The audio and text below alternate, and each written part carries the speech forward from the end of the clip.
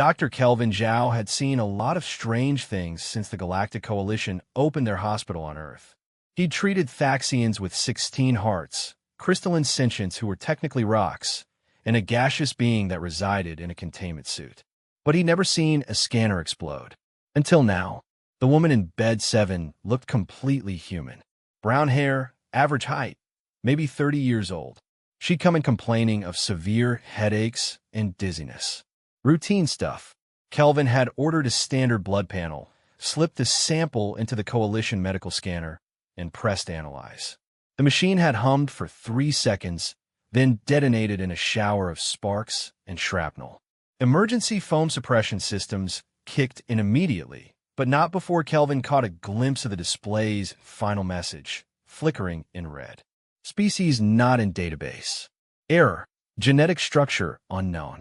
Critical anomaly detected. What the hell? Kelvin grabbed a fire extinguisher as alarms shrieked through the ward. The woman, her chart said Emma Foster, sat bolt upright in bed, eyes wide. What happened? Was that because of me? I don't know. Stay there. Kelvin called for security and backup, then approached her carefully. Miss Foster, I need to ask you something. Are you human? Of course I'm human. I was born in Sacramento. I have a birth certificate, a social security number, a driver's license. What kind of question is that?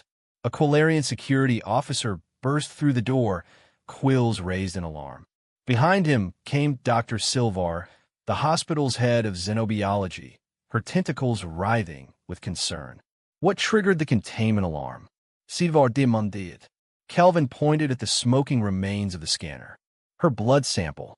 The machine couldn't identify her species. Listed her as not in database before it self-destructed.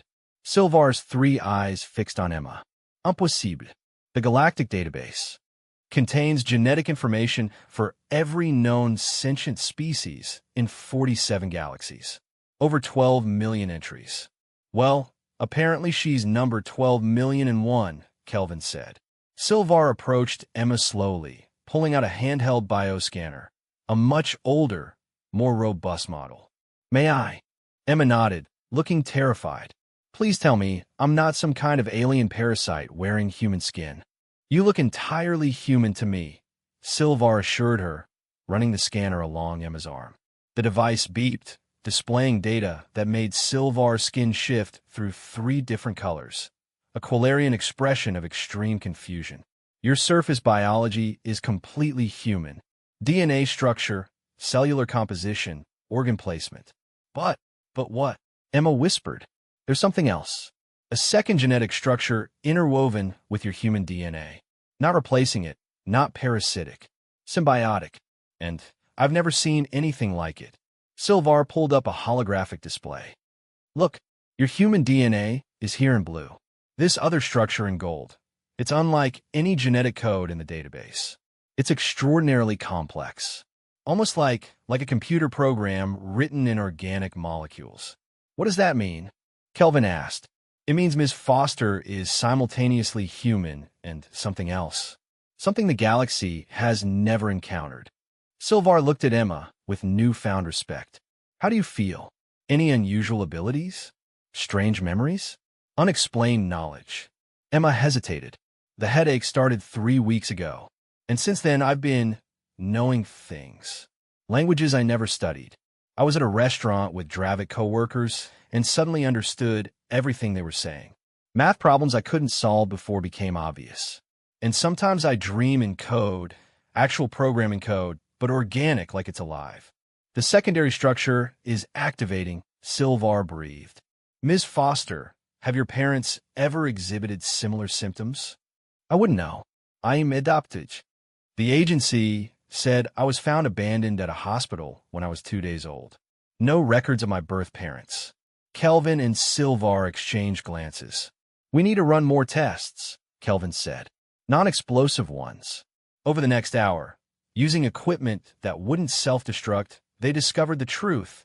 Emma's secondary genetic structure was ancient, far older than her human DNA. It had been dormant until 3 weeks ago, when something triggered its activation. This is going to sound insane, Silvar said finally, But based on the structure's complexity and age, I believe you're carrying genetic material from the architects. The who? Emma asked. The precursors. The first ones. Whatever you want to call them. The species that seeded intelligent life across the universe billions of years ago, then vanished. Everyone thought they were extinct, but if this is their DNA... Sylvar's voice filled with awe. You might be the key to understanding where all of us came from. Emma stared at her hands, ordinary human hands that suddenly felt alien. I just wanted treatment for my headaches. Your headaches are your brain restructuring itself to accommodate two forms of consciousness, Sylvar explained gently. You're not sick, Miss Foster. You're evolving, becoming what you were always meant to be, a bridge between humanity and something far older. So what am I? Kelvin smiled. You're something new, something the database has never seen before. And that, he added, glancing at the destroyed scanner, is exactly why you're extraordinary. Emma touched her temple, where the headache pulsed in rhythm with thoughts that felt both human and utterly alien. I'm going to need a bigger medical file. And we're going to need better scanners, Sylvar agreed.